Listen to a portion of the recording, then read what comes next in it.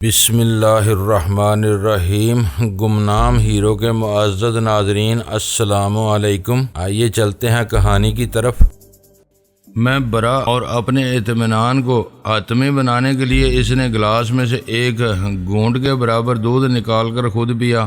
اس کے بعد لگ بھگ 5 منٹ تک اس نے انتظار کیا، اور جب دودھ کے کوئی مضر اثرات اس پر ظاہر نہ ہوئے تو وہ ٹرے میں گلاس سجائے عمارت کے اندر ہی اندر ایک اور کمرے میں پہنچ گیا۔ میں بھی مذکورہ کمرے میں داخل ہو گیا۔ وہ کمرہ بیڈ روم کا منظر پیش کر رہا تھا، اور اس وقت کمرے میں صرف ایک شخص موجود تھا جو ایک وہیل چیئر پر بیٹھا تھا۔ وہیل چیئر کی پشت داخلی دروازے کی جانب تھی۔ میں اس شخص کی شکل نہ دیکھ سکا۔ اگلے ہی لمحے میری یہ خواہش پوری ہو گئی۔ دراز قامت شخص سیدھا وہیل چیئر کی سمت بڑھا۔ کوہ کے بل جھکتے ہوئے اس نے دودھ کے گلاس والی ٹرے وہیل چیئر پر بیٹھے ہوئے شخص کی طرف بڑھا دی۔ اسی لمحے میں وہیل چیئر والے شخص کی صورت دیکھنے میں کامیاب ہو گیا۔ وہ ربی موش ہائمن تھا۔ ربی کو وہیل چیئر پر دیکھ کر مجھے حیرت کا جھٹکا لگا۔ وہیل چیئر کا تصور ذہن میں معذوری اور اپاہجی کو اجاگر کرتا ہے۔ میں نے موش ہائمن کو بن گورین ایئرپورٹ سے نکل کر سیاہ گاڑی میں بیٹھتے ہوئے اور پھر مذکورہ گاڑی سے نکل کر اس بنگلے کی زیریں منزل میں داخل ہوتے اپنی آنکھوں سے دیکھا تھا۔ ان لمحات میں وہ مجھے کہیں سے بھی معذور یا اپاہج دکھائی نہیں دیا تھا، بلکہ وہ کسی جوان کے مانند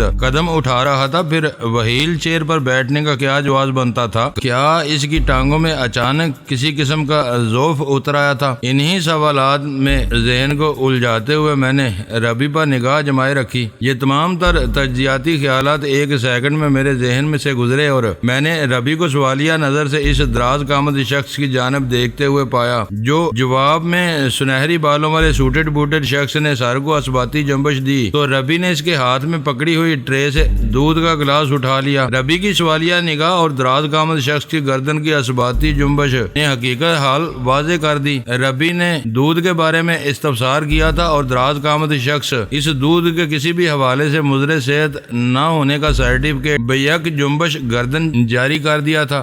دودھ ہر اعتبار سے صحت بخش اور توانائی سے بھرپور کرنے والی نعمت خدا بندی ہے۔ یہاں مضر صحت سے میری مراد صرف اتنی سی ہے کہ کہیں اس دودھ میں کچھ اسے زہر آلود نہ کر دیا گیا ہو۔ ربی اپنی خوراک کے سلسلے میں حد سے زیادہ محتاط نظر آتا تھا، اور وہ دراز قامت سنہری بالوں والا شخص اس کے لیے انتہائی قابل اعتماد تھا، جس نے دودھ کو ربی تک پہنچانے کے لیے خود پر بھی آزما کر دیکھا تھا۔ حالانکہ قبل اس کے وہ دودھ کی مکمل اسکریننگ کر چکا تھا۔ بنگلے میں موجود تمام افراد ربی کے لیے انتہائی بھروسے والے لوگ تھے۔ اس کے باوجود بھی اس نے احتیاط کے دامن کو مضبوطی سے پکڑ رکھا تھا۔ اس چھوٹے سے ٹرائل میں بخوبی معلوم ہو گیا اس بنگلے کی حد تک موش ہائمن صرف اور صرف سنہری بالوں والے دراز قامت شخص پر اندھا اعتماد کرتا تھا۔ اب اس شخص کے سوٹڈ بوٹڈ اور ہائی الرٹ ہونے کا سبب بھی میری سمجھ میں آ گیا۔ وہ 24 گھنٹے آن ڈیوٹی تھا۔ میں اس شخص کے خال و خط اور نقش و نگار کو بڑی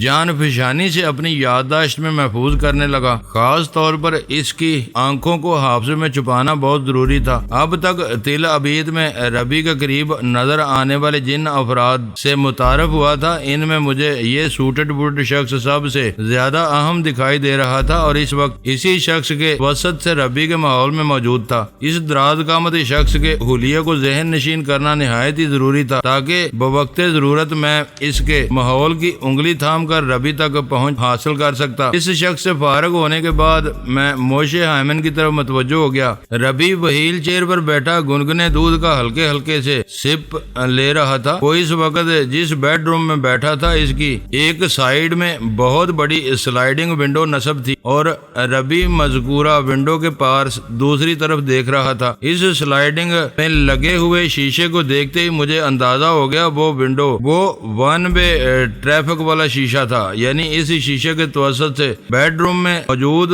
فرد یا افراد تو باہر دیکھ سکتے تھے، مگر باہر والے بیڈ روم میں اندر جھانکنے کی قدرت نہیں رکھتے تھے۔ میں نے دراز قامت شخص کی وساطت سے مذکورہ شیشے کی دوسری جانب نگاہ دوڑائی۔ دور فاصلے پر مجھے اس بنگلے کا گیٹ دکھائی دیا۔ پتہ نہیں یہ بنگلے کی زیریں منزل کا کون سا زاویہ تھا جہاں سے مین گیٹ گیٹ واضح طور پر نظر آ رہا تھا۔ رات کی تاریکی میں گیٹ کے نیلے رنگ کا اندازہ لگانا ممکن نہیں تھا، تاہم میں کیونکہ سلوان کی مہربانی سے اس گیٹ کے اندرونی اور بیرونی مناظر کو دیکھ چکا تھا، لہذا مجھے پہچاننے میں کسی دشواری کا سامنا نہیں کرنا پڑا۔ میں نے اس بنگلے اور اس کے عین وسط میں تعمیر شدہ اس 2 منزلہ چھوٹی سی عمارت کو جس حد تک بھی دیکھا تھا وہ حیرت خیز اور عجیب و غریب تھا۔ بنگلے کی باؤنڈری وال رہائشی حصے سے اچھی خاصے فاصلے پر تھی۔ گیٹ کے راستے یا کسی دیوار کو پھلانگ کر بنگلے کے اندر داخل ہونے والا شخص فوری نظروں میں آ سکتا تھا، کیونکہ اسے عمارت کے رہائشی حصے تک پہنچنے میں خاصا وقت لگتا۔ اس دوران میں کوئی نہ کوئی نگران اسے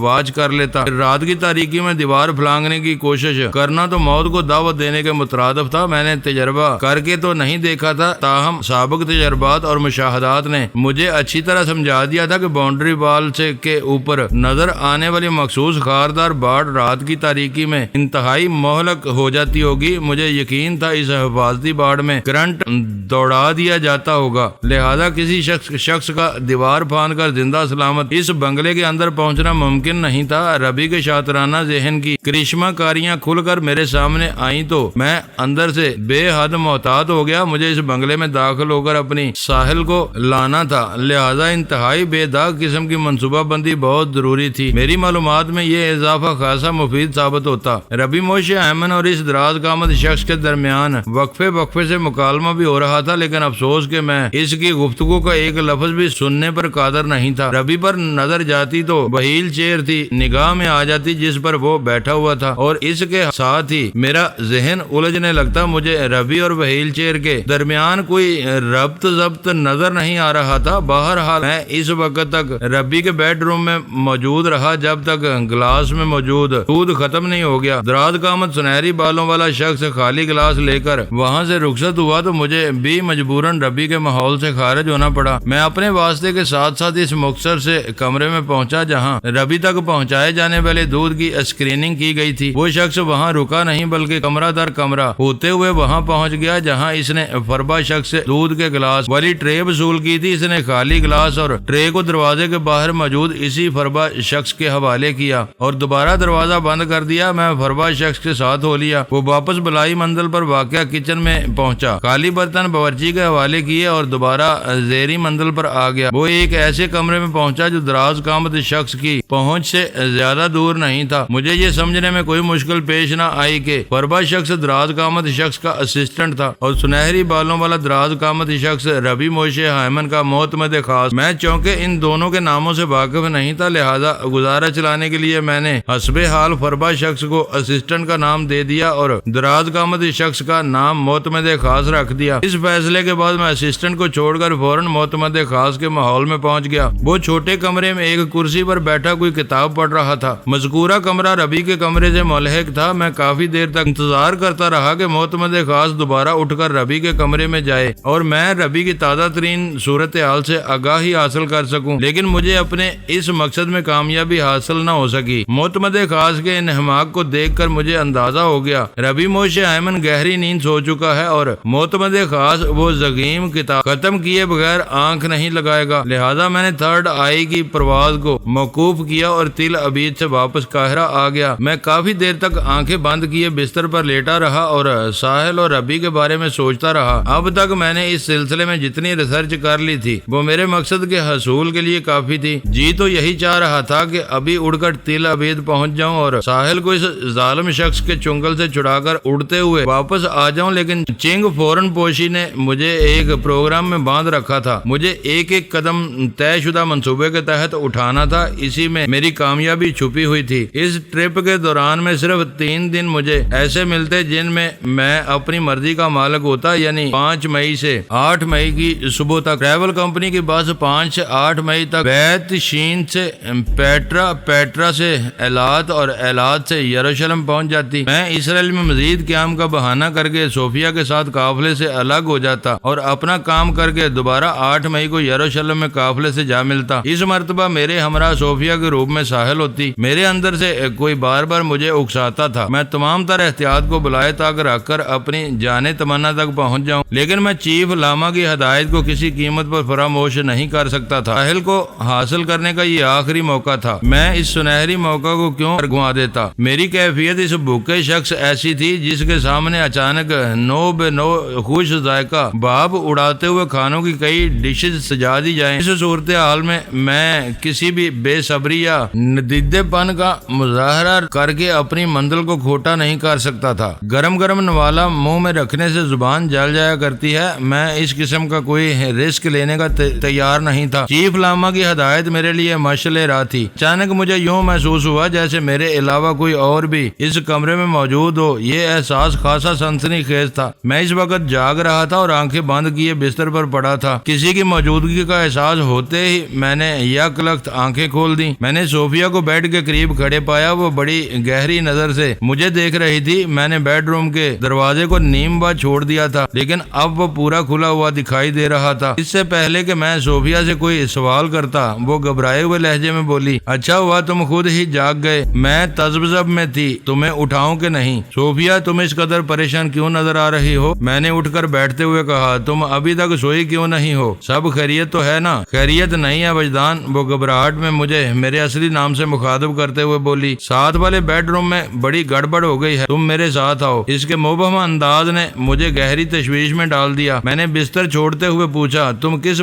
گڑبڑ کی بات کر رہی ہو؟ اس بیڈ روم میں کروکوڈائل گھس گیا ہے، اس نے متوحش لہجے میں بتایا۔ کروکوڈائل یعنی مگرمچھ؟ میری تشویش میں اضافہ ہو گیا۔ ہاں، وہ اس بات میں سر جھٹکتے ہوئے بولی۔ صوفیہ کی بات سمجھ میں آنے والی نہیں تھی، وہ اپارٹمنٹ پوری طرح پیک تھا، کروکوڈائل تو بہت دور کی بات ہے۔ چڑیا کا ایک بچہ بھی ہم سے اجازت حاصل کیے بغیر اس اپارٹمنٹ میں داخل نہیں ہو سکتا تھا۔ پھر میں نے داخلی دروازے کو خود اپنے ہاتھوں سے ڈبل لاک لگایا تھا۔ علاوہ ازیں قاہرہ کے اس بارونق علاقے میں کسی مگرمچھ کا کیا کام؟ میں نے ایک فوری خیال کی تصدیق کی خاطر اس سے پوچھ لیا، کہیں تم نے کوئی ڈراؤنا خواب تو نہیں دیکھ لیا؟ صوفیہ، یہ خواب نہیں، ایک حقیقت ہے۔ وہ میرا ہاتھ پکڑ کر بیڈ روم سے باہر لاتے ہوئے بولی، آؤ اس حقیقت کو تم بھی اپنی آنکھوں سے دیکھ لو۔ میں الجھے ہوئے ذہن کے ساتھ صوفیہ کا ہاتھ پکڑ کر بڑے بیڈ روم میں پہنچ گیا۔ میری متلاشی نظر نے ایک لمحے میں اس کمرے کا تنقیدی جائزہ لے لیا۔ مجھے وہاں پر کوئی مگرمچھ یا مگرمچھ کا بچہ تک دکھائی نہ دیا۔ یہ صورتحال خاصی حیران کن تھی۔ میری سوالیہ نگاہ صوفیہ کے چہرے پر جم گئی۔ کہاں ہے وہ کروکوڈائل؟ میں نے حیرت بھرے لہجے میں اس سے استفسار کیا۔ وہاں، اس نے کپڑوں والی بڑی چوبی الماری کی جانب اشارہ کیا، اس کے پیچھے چھپا ہوا ہے۔ مجھے صوفیہ کی ذہنی صحت پر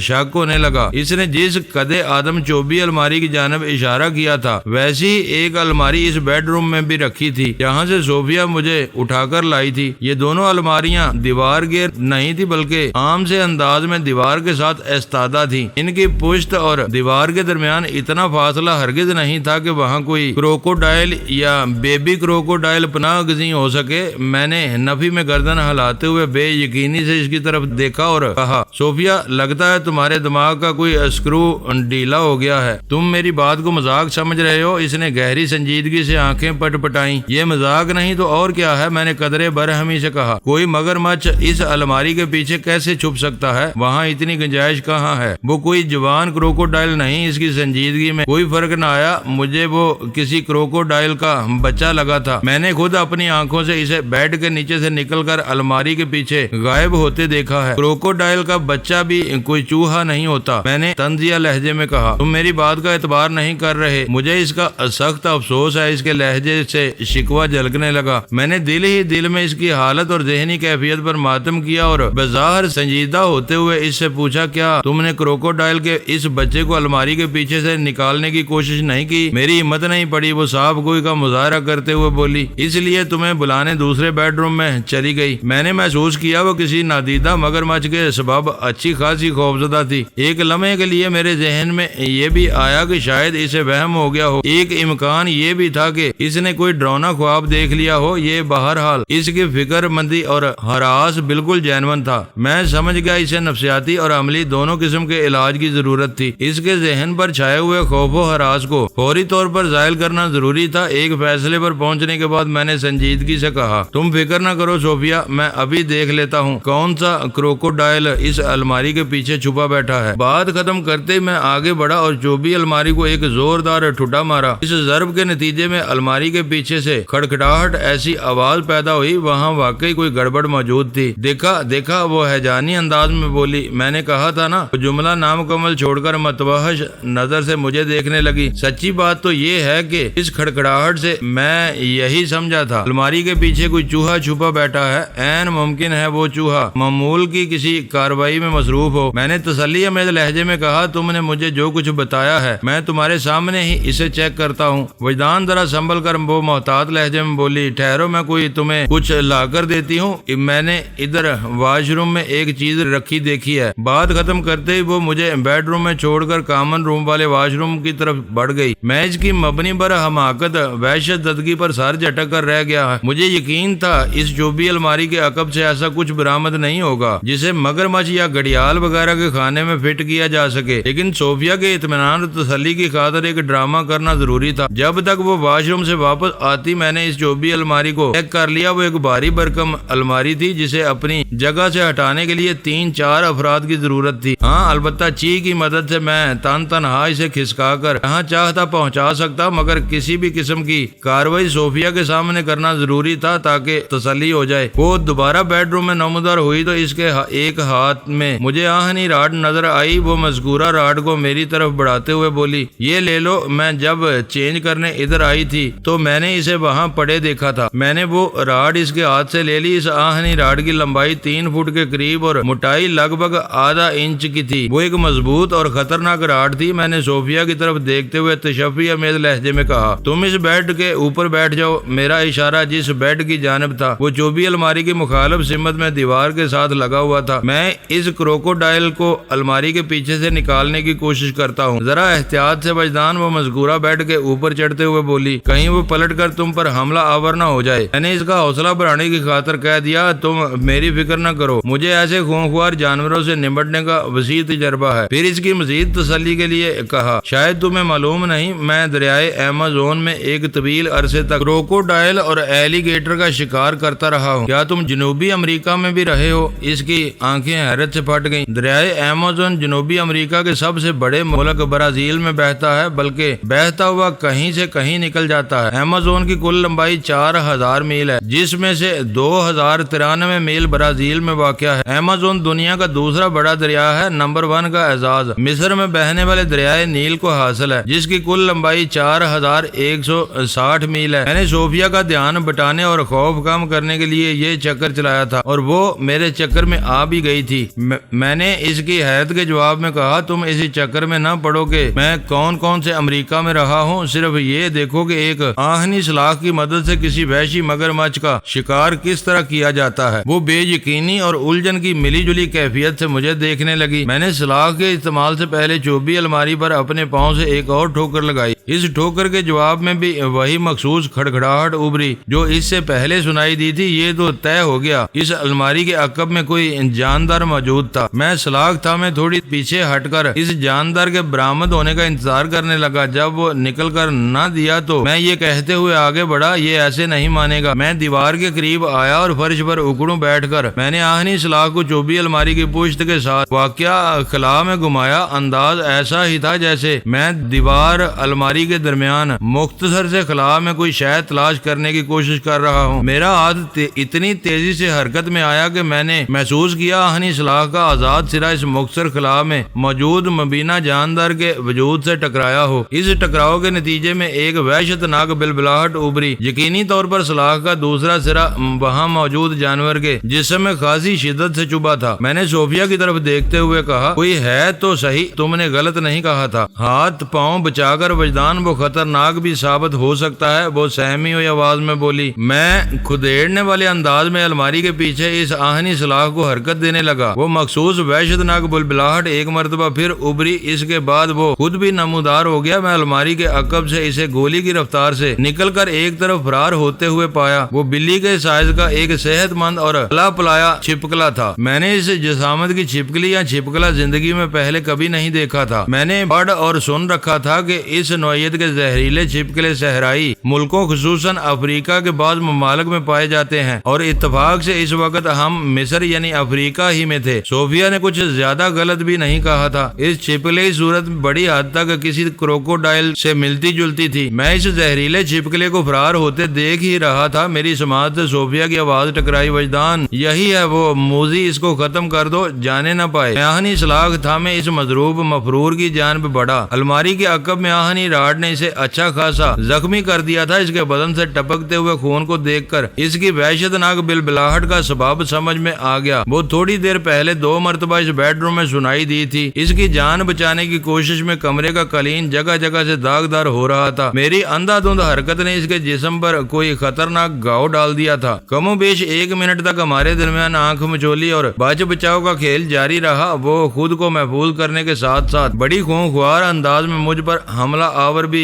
ہو رہا تھا، تاہم میں نے اس کی کوئی پیش نہ چلنے دی۔ یہ بے قاعدہ مقابلہ چند لمحات تک جاری رہا۔ اس دوران میں صوفیہ کی مدم اور بلند چلاہٹ وقفے سے بلند ہوتی رہی۔ چھپکلا جلد ہی میرے داؤ میں آ گیا، پھر میں نے اسے ٹھنڈا کر دیا۔ آہنی سلاخ کی ایک بھرپور ضرب اس کے سر میں ایسی لگی کہ وہ زمین بوس ہو کر تڑپنے لگا۔ اسی لوٹ پوٹ کے دوران میں اس کے حلق سے بڑی دردناک اور دہشت انگیز آوازیں بھی خارج ہو رہی تھیں۔ وہ چند لمحات تک جان کنی کے عالم میں اذیت میں مبتلا رہا، پھر بے حس و حرکت ہو کر یہ بے حسی و بے حرکتی اس کی حسرتناک موت کا کھلا اعلان تھی۔ اس چھپکلے کو ٹائیں فش ہوتے دیکھا تو صوفیہ کی جان میں جان آئی۔ اس نے ایک طویل اطمینان بھری سانس خارج کی اور بیڈ سے اتر کر میرے قریب آ گئی، پھر مردہ چھپکلے کی طرف انگلی اٹھاتے ہوئے بولی، اب اس کا کیا کرو گے وجدان؟ اس کے لہجے کی وحشت پوری طرح زائل نہیں ہوئی تھی۔ میں نے اس کا خوف دور کرنے کے لیے مذاق کا رنگ اختیار کیا اور شگفتہ لہجے میں کہا، اس کمبخت کو شکار کرنے کے بعد پکا کر کھایا بھی نہیں جا سکتا اور اس کا اچار مربع بنا کر تبانوں میں بھرنا بھی مناسب نہیں ہوگا۔ میرا خیال ہے اسے ضائع ہی کرنا پڑے گا۔ میں نے لفظ ضائع پر اچھا خاصا زور دیا تو وہ پوچھنے لگی، یہی تو میں بھی جاننا چاہتی ہوں، تم اس منحوس کی لاش کو کس طرح ضائع، میرا مطلب ہے ٹھکانے لگاؤ گے؟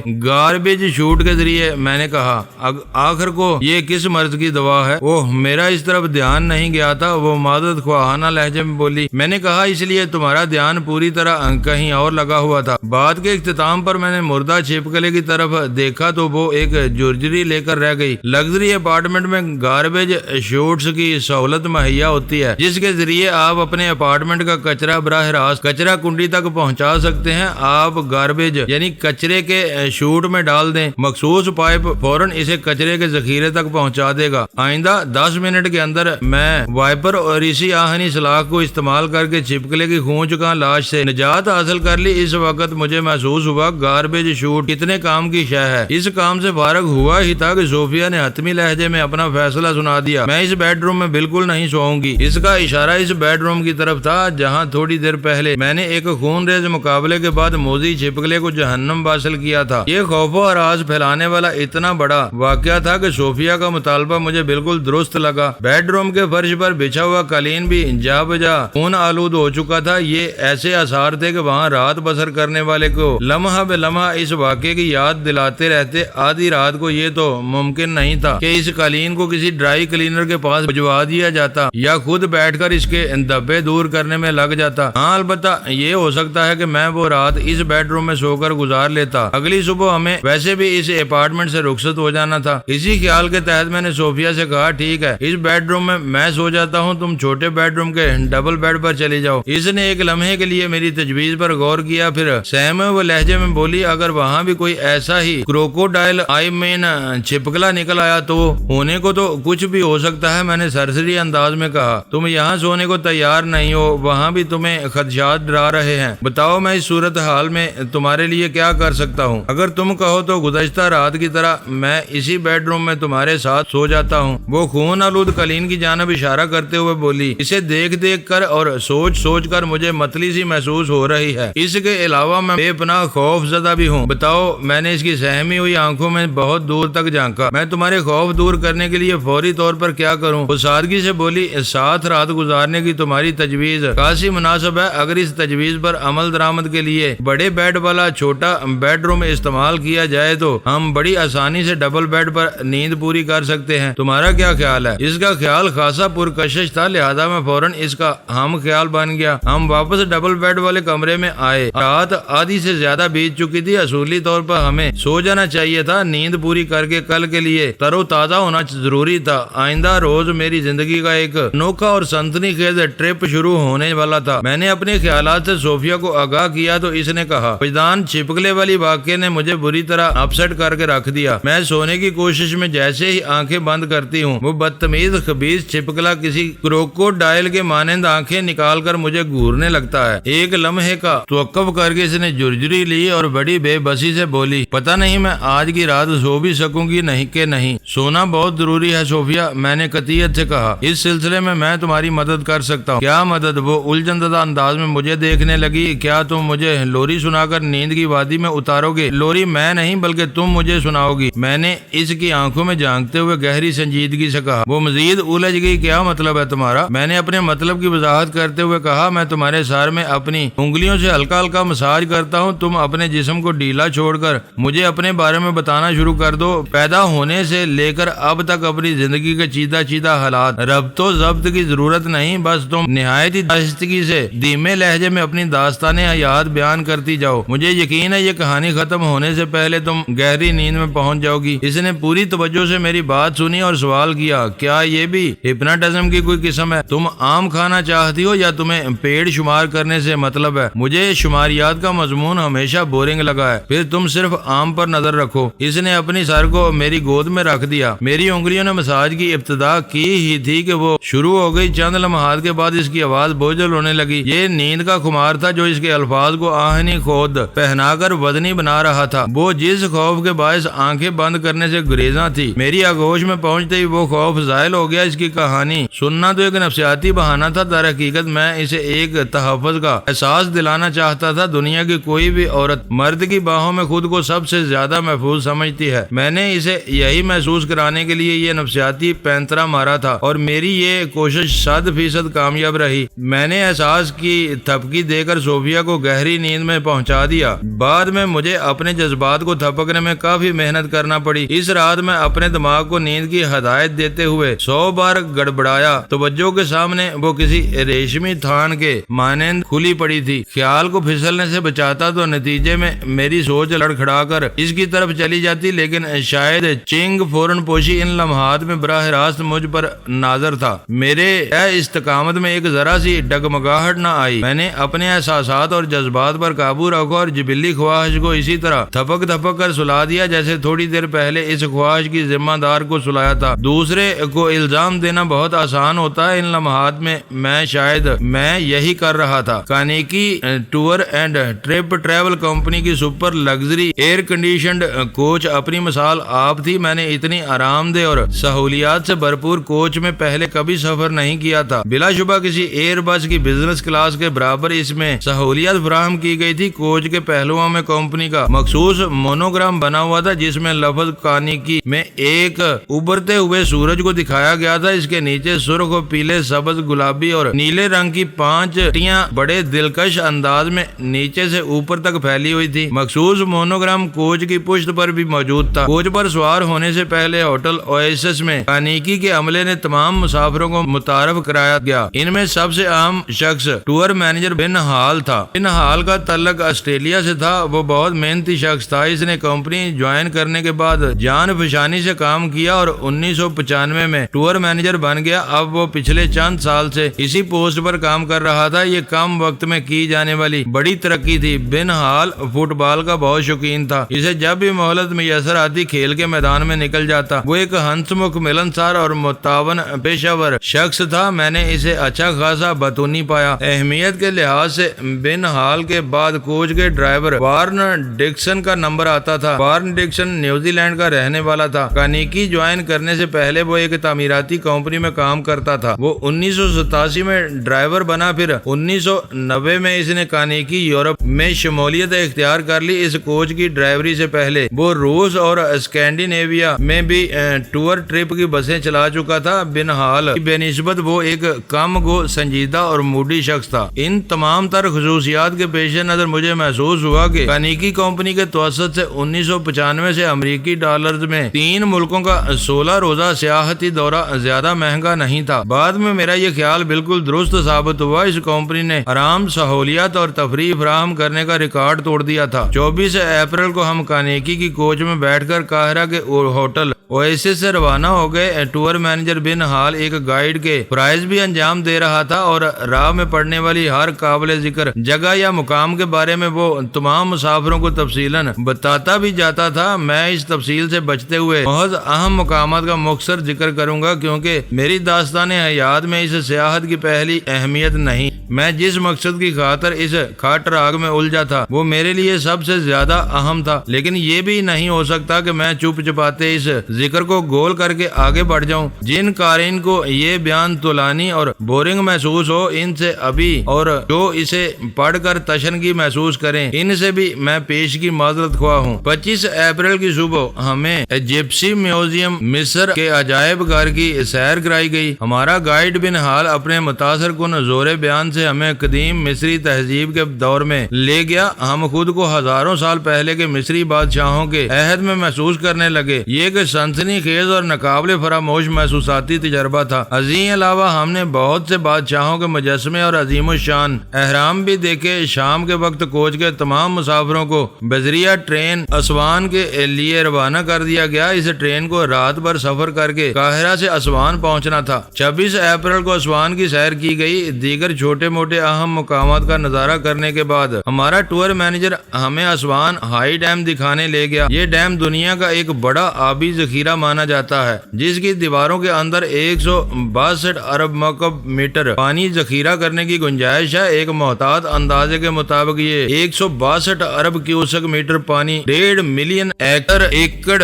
زمین کو بآسانی سراب کر سکتا ہے۔ اسوان ہائی ڈیم 1971 میں مکمل ہوا تھا۔ یہ بڑی دیکھنے کی چیز ہے۔ ڈیم سے فارغ ہونے کے بعد ہم نے بوٹینیکل گارڈنز دیکھے اور یوں دن کا اختتام ہو گیا۔ 27 اپریل کو ہم نائل کروز میں بیٹھ کر اسوان سے ایڈفو کی جانب روانہ ہو گئے۔ نائل کروز ایک عالی شان اور آرام دہ شپ ہے۔ انڈے کے مانند سفید رنگ کے اس بحری جہاز کی باڈی پر نیلی، سبز اور پیلی طویل پٹیاں بہت حسین اور خوبصورت دکھائی دیتی ہیں۔ نائل کروز پر بنے ہوئے تمام پرائیویٹ کیبن ہر قسم کی سہولت سے لیس ہیں۔ ٹی وی سیٹ اور ایئر کنڈیشنر تو لازمی شے ہے۔ اس کے علاوہ swimming pool, sun bath deck, restaurant, nightclub اور مختلف نوعیت کی گفٹ شاپس سب کچھ شپ پر موجود ہے۔ نائل کروز پانی میں تیرتے ہوئے کسی جہان حیرت سے کم نہیں۔ ایڈفو تاریخی اعتبار سے بہت اہمیت کا حامل ہے۔ ہم نے یہاں مصری آرکیٹیکچر کے عظیم الشان شاہپارے دیکھے جو 3500 سال قبل رمسیس دوئم کے عہد کی یاد تازہ کرتے ہیں۔ اسی دوران میں جھیل ناصر کا نظارہ بھی کیا گیا۔ لنچ کے بعد ہم کوم اومبو پہنچے اور ہم نے ایک ایسا ٹیمپل دیکھا جو منفرد اور باعث حیرت ہے۔ کوم اومبو ٹیمپل کو بیک وقت 2 مصری خداؤں کی مشترکہ عبادت گاہ ہونے کا اعزاز حاصل ہے۔ آنے والی رات ہم نے نائل کروز ہی میں بسر کی۔ 28 اپریل کا نائل کروز ہمیں ایڈفو سے لگزر لے گیا۔ لگزر میں ہمیں ایک ایسا ٹیمپل دیکھنے کا ملا جو مصر کا سب سے زیادہ محفوظ ٹیمپل کہلاتا ہے۔ محفوظ ان معنوں میں کہ یہ ابھی تک کم و بیش اپنی اصلی حالت میں موجود ہے۔ یہ ٹیمپل فالکن دیوتا ہورس سے منسوب ہے۔ لگزر ہی میں ہم نے تھبیس کا قدیم شہر بھی دیکھا۔ یہ رات بھی نائل کروز پر ہی بتائی گئی۔ 19 اپریل کو لگزر میں ہی واقع مشہور و معروف وادی ویلی آف دی کنگز دیکھی گئی۔ اس وادی میں مشہور زمانہ کنگ توتنخ آمن بھی دفن ہے۔ ہم نے لگور کی سیر کا سلسلہ جاری رکھا اور سہ پہر کے وقت کانیکی کے مخصوص ہوٹل میں چیک ان ہو گئے۔ ان کے ساتھ ہی نائل کروز کا سفر تمام ہوا۔ ہم نے ہوٹل کے سوئمنگ پول میں ایک فرد بخش تیراکی کی اور آرام کی غرض سے اپنے کمرے میں گھس گئے۔ 30 اپریل کی صبح لگزر سے قاہرہ جانے سے پہلے ہم نے ٹیمپل آف لگزر کی بھی سیر کی۔ ازیں علاوہ اونٹ کی سواری بھی کی گئی۔ یہ دن بھی سیر و تفریح میں گزر گیا اور ہم بائی ایئر قاہرہ کی جانب پرواز کر گئے۔ 1 مئی کو قاہرہ کی تفصیلی سیر کی گئی۔ دیکھنے کی قابل ذکر جگہیں جو رہ گئی تھیں انہیں نپٹایا گیا۔ ان مقامات میں بازار، خان الخیلی، مختلف قدیم اہرام اور دیگر مساجد کے ساتھ ساتھ مسجد سلطان حسن بھی شامل تھی۔ خان الخیلی بازار اور مسجد السلطان حسن میرے پہلے سے دیکھے ہوئے مقامات تھے۔ اس رات ہوٹل اویسس میں ایک گیٹ ٹوگیدر پارٹی کا اہتمام کیا گیا۔ مصر کی 8 روزہ سیر مکمل ہو گئی تھی اور خدا کا لاکھ لاکھ شکر ہے ان 8 دنوں میں کوئی بھی ناخوشگوار واقعہ پیش نہیں آیا تھا۔ اگلی صبح یعنی 2 مئی کو ہم مصر سے اسرائیل روانہ ہو گئے۔ یہ سفر قاہرہ سے تل ابید تک کا تھا۔ تل ابید کی فضا میں داخل ہوتے ہی میری عجیب سی حالت ہونے لگی۔ لی۔ میں نے خود کو جذباتی کشمکش میں مبتلا پایا۔ ربی موشے ایمن نے اسی شہر کے پوش علاقے کے ایک بنگلے کی بلائی منزل پر میری جان تمنا کو ایک طویل عرصے سے قید کر رکھا تھا۔ ساحل تک عملی رسائی کا ایک راستہ مجھے ازبر ہو گیا تھا۔ اس وقت میرا جی چاہ رہا تھا میں کانیکی کے قافلے سے بچھڑ جاؤں اور کمان میں سے نکلے ہوئے کسی تیر کے مانند سیدھا اپنے حاصل زندگی تک پہنچ جاؤں۔ ہر مصلحت، ہر احتیاط کا دامن جھٹک کر میں آگے ہی آگے بڑھتا چلا جاؤں اور اپنی ساحل کو حاصل کرنے کے بعد کسی ایسی پرسکون وادی کی طرف نکل جاؤں جہاں ہم دونوں کے سوا اور کوئی نہ ہو، صرف وصال کے رات دن ہو، ہجر کی ایک گھڑی ہمارے نزدیک نہ پھٹکے۔ ہم نے بہت جدائی اور فراق سہ لیا تھا، اذیت ناک لمحات کا زہر اپنے حلق میں ٹپکایا تھا۔ آبلا پا راہ پرخار پر ایک طویل مسافت طے کر کے یہاں تک پہنچے تھے۔ اس وقت ہم ایک ہی شہر میں تھے اور ہمارے بیچ صرف چند کلومیٹر کا فاصلہ حائل تھا۔ یہ فاصلہ میں آنے واحد میں پاٹ سکتا تھا اور یہ فاصلہ مجھے پاٹنا تھا، لیکن جذبات کی روح میں بہ کر نہیں، بلکہ مکمل ہوش مندی اور اعتماد میں رہ کر اپنے حواس پر قابو رکھتے ہوئے مجھے ایک مضبوط پلاننگ سے آگے بڑھنا تھا، کیونکہ یہ آخری موقع تھا۔ اس مرحلے پر ایک ذرا سی غلطی، کوئی جذباتی لغزش یا غلط سمت میں اٹھنے والا ایک بھی قدم مجھے میرے مقصد، میری زندگی سے بہت دور دھکیل سکتا تھا۔ میں نے ساحل سے دور رہ کر بہت صبر کیا تھا، بہت برداشت کیا تھا۔ میں ماہی بے آب کی طرح تڑپا تھا اور سیخ پہ پروئے ہوئے کباب کے مانند سسکا تھا، محض اس دن، اس گھڑی اور اس لمحے کے انتظار میں کہ میں جب اپنی ساحل کو حاصل کر لوں۔ اور اب وہ دن، وہ گھڑی اور وہ لمحہ مجھ سے زیادہ دور نہیں تھا۔ میرے کربناک انتظار کے صرف 3 دن باقی رہ گئے تھے، جس کے بعد مجھے فری ہینڈ ملنے والا تھا۔ اس مدت ہی میں مجھے اپنا کام دکھانا تھا، لہذا عقل مندی کا تقاضا یہی تھا کہ میں اپنی آزمائش کے آخری مراحل کو پوری ثابت قدمی سے طے کروں اور جذبات سے مغلوب ہونے کی بجائے اپنے مقصد پر کڑی نظر رکھوں۔ اس توانا اور مثبت سوچ کے ساتھ ہی میں نے خود کو سنبھال لیا۔ اگلے ہی لمحے مجھے یوں محسوس ہوا جیسے میرا عزم جوان ہو گیا ہو۔ مجھے اپنے رگوں پہ میں ایک نیا جوش اور ایک نئی سنسنی سی اترتی محسوس ہوئی۔ اس دل مسرور کن کیفیت نے میرے اندرون کو باغ باغ کر دیا۔ گزشتہ 8 دنوں میں گاہے بے گاہے ساحل اور موشے ایمن کی خبر لیتا رہا تھا اور ادھر کے حالات کو اطمینان بخش پا کر میں بھی مطمئن ہو گیا تھا اور اب تو میں بھی ادھر ہی تھا، لہذا تیسری آنکھ کو زیادہ سے زیادہ کھلا رکھنا اور بھی ضروری ہو گیا تھا۔ پچھلے 8 دنوں میں ٹور مینیجر اور گائیڈ مسٹر بن ہال سے خاصا گھل مل گیا تھا۔ یہ سب تیاری میں ایک خاص مقصد سے کر رہا تھا۔ مجھے اس شخص سے ایک کام لینا تھا۔ جب یہ قافلہ